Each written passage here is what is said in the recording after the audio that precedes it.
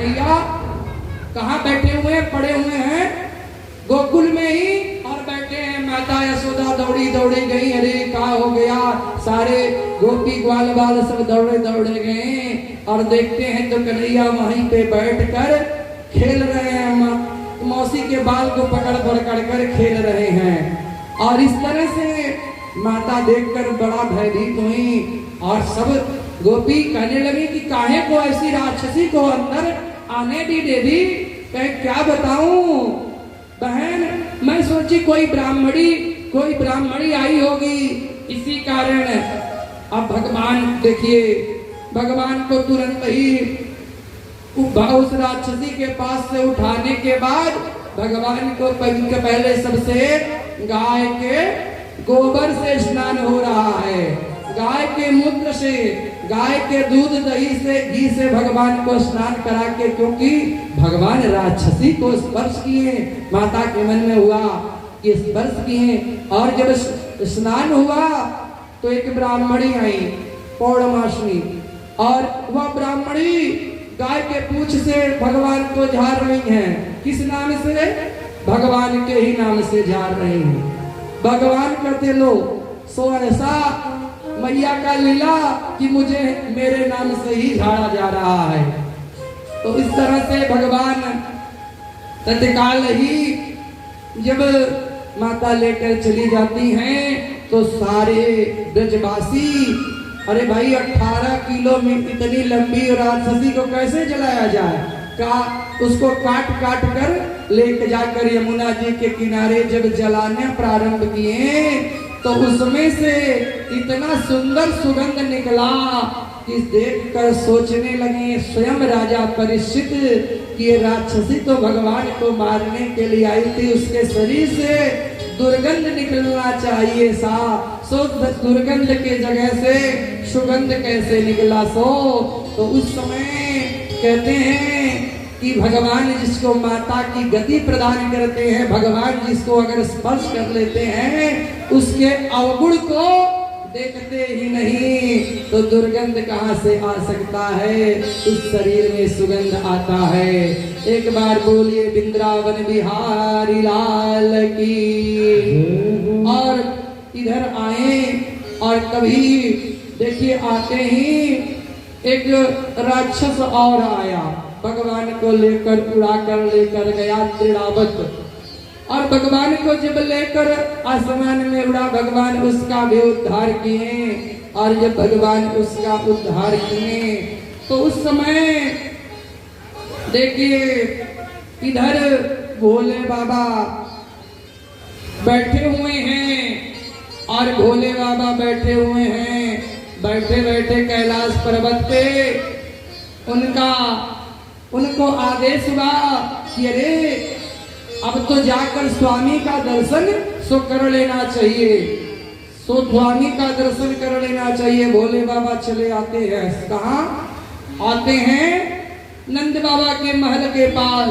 कहते हैं अलाक निरंजन, अलाक निरंजन खोल दे पलक, ऐसा कहकर दौड़ रहे हैं और पहुंच जाते हैं।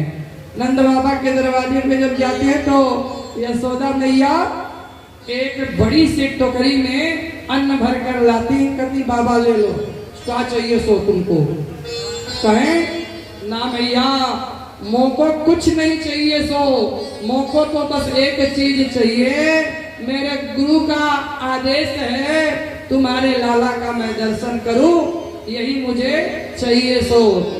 तो कहती हैं अरे महाराज आप कर रहे हैं कि अपने लाला का दर्शन आपको कराऊं, मेरा लाला तो बड़ा डरपोक है। आप जानते हैं आपके गले में जो सर्प है उसको देख कर जब हमारा लाला देखता है तो चपक कर मेरे गोद में चढ़ जाता, उतरता ही नहीं है। और ये जब जो कानों में बिच्छू लटक रहे हैं इससे बहुत डरता है।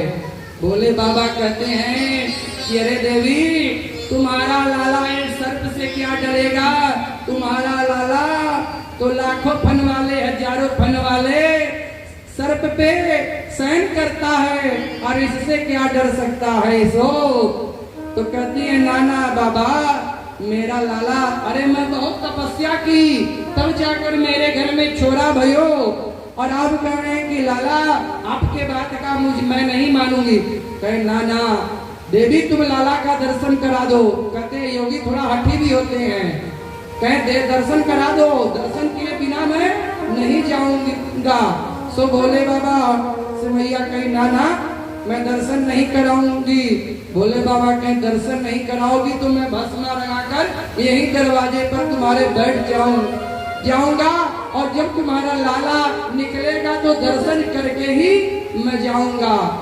उस समय यशोदा मैया कहती है बाबा जानते हैं मेरे चौक में 15 दरवाजे हैं, आप इस दरवाजे पे बैठेंगे तो मैं उस अपने लाला को दूसरे दरवाजे से लेकर चली जाऊंगी। भोले बाबा तो सोचती लगे कि लो ये माता तो बड़ी अकेली है। जब भगवान राम जन्म लिए तो माता कौशल्या तो बड़ी सरल थी, उस समय भगवान का दर्शन हो गया, लेकिन शायद कि अब इस जन्म में मुझे भगवान का दर्शन नहीं मिलेगा।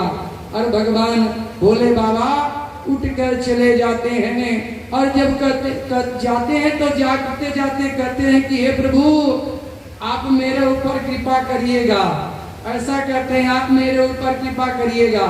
और जब ऐसा सुनते ही कन्हैया रोना प्रारंभ कर दिए। कृपा भगवान का ऐसा होता है, और रोना जब ऐसा प्रारंभ किए कि मानो सुबह से रोते रोते दोपहर का समय जब हुआ तो यशोदा मैया बताएं एकदम पागल सी होकर रोने लगी। और जब पागल सी होकर रोने लगी तो उस समय कुछ गोपियां आई, कहीं देवी क्या कारण है कि मैं देख रही हूँ कि लाला तुम्हारा सुबह से रोते जा रहा है। अरे क्या बताऊं, लाला की तबीयत